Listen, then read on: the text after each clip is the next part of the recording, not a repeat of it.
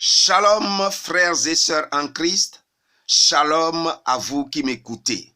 Notre exhortation de ce matin a pour titre le rétablissement de Job. Amen. Dans la première partie de notre exhortation sur la vie de Job, nous avons parlé d'abord de l'intégrité de Job, ensuite les épreuves de Job dans la perte de ses biens et enfin les épreuves de Job dans la maladie. Ce matin, nous allons voir la deuxième partie qui parle du rétablissement de Job. Comme rappel, nous pouvons dire ceci. Job était un homme qui habitait le pays d'Ut en Orient. Il était intègre et droit, il craignait Dieu et se détournait du mal. Il possédait beaucoup de biens. Il avait 7 fils et 3 filles et de nombreux serviteurs. La première épreuve à laquelle était confronté Job est la perte de tous ses biens et de tous ses enfants en l'espace d'une journée. Malgré cela, il a donné gloire à Dieu en proclamant cette vérité éternelle que nous trouvons dans Job chapitre 1, le verset 21. Il est écrit: « Je suis sorti nu du sein de ma mère, et nu je retournerai dans le sein de la terre. L'Éternel a donné et l'Éternel a ôté. Que le nom de l'Éternel soit béni. » Amen. La deuxième épreuve de Job était la maladie. Cette épreuve était très difficile à supporter. Cette épreuve l'a rendu méconnaissable au point où sa femme lui a demandé de maudire Dieu et de mourir.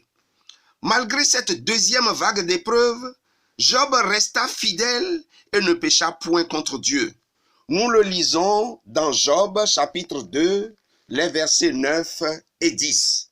Il est écrit: « Sa femme lui dit, « Tu demeures ferme dans ton intégrité, maudis Dieu et meurs. » Mais Job lui répondit, « Tu parles comme une femme insensée. Quoi?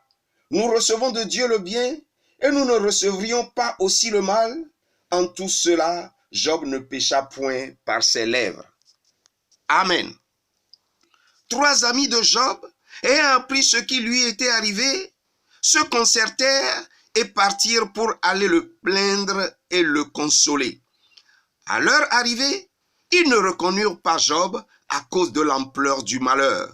Au lieu de consoler Job, ils devinrent ses accusateurs. Amen. Nous allons maintenant voir le rétablissement de Job. Pour cela, nous lisons dans Job chapitre 42, les versets 10, 12 et 13.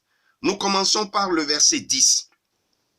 L'Éternel rétablit Job dans son premier état quand Job eut prié pour ses amis et l'Éternel lui accorda le double de ce qu'il avait possédé. Le verset 12. Pendant ces dernières années, Job reçut de l'Éternel plus de bénédictions qu'il n'en avait reçu dans les premières. Il posséda 14 000 brebis, 6 000 chameaux, 1000 paires de bœufs et 1000 ânesses. Le verset 13, il eut 7 fils et 3 filles. Amen. En temps d'épreuve, Job avait des amis moqueurs. Job a commencé par pardonner à ses amis et a prié pour eux. Dieu releva Job et lui donna le double de ce qu'il possédait. Dieu lui donna de nouveau 7 fils et 3 filles. Mon frère, ma sœur, je ne sais pas la situation que tu traverses actuellement. Est-ce un problème de travail ou de biens matériels? Est-ce un problème de santé ou d'oppression? Est-ce un problème d'enfant ou de foyer brisé? Ton Dieu le sait et il est tout puissant pour intervenir en ta faveur. C'est le même Dieu qui a rétabli Job dans son premier état. Il est tout puissant et tout suffisant pour te bénir, te guérir et te donner des enfants. Commence par regarder autour de toi pour pardonner sincèrement à tous ceux qui se moquaient de toi ou qui te méprisaient dans tes moments difficiles. La parole de Dieu ne nous dit pas que Job a épousé une autre femme. Nous croyons que c'est toujours sa femme qui, dégoûtée à un moment donné par ce qu'elle voyait, a demandé à Job de maudire Dieu et de mourir. Si tel est le cas, donc Job a pardonné aussi à sa femme. Commence par faire de même. Pardonne, fais la paix avec tout le monde et attends-toi à ton Dieu. Il demeure fidèle, il te relèvera et il te bénira.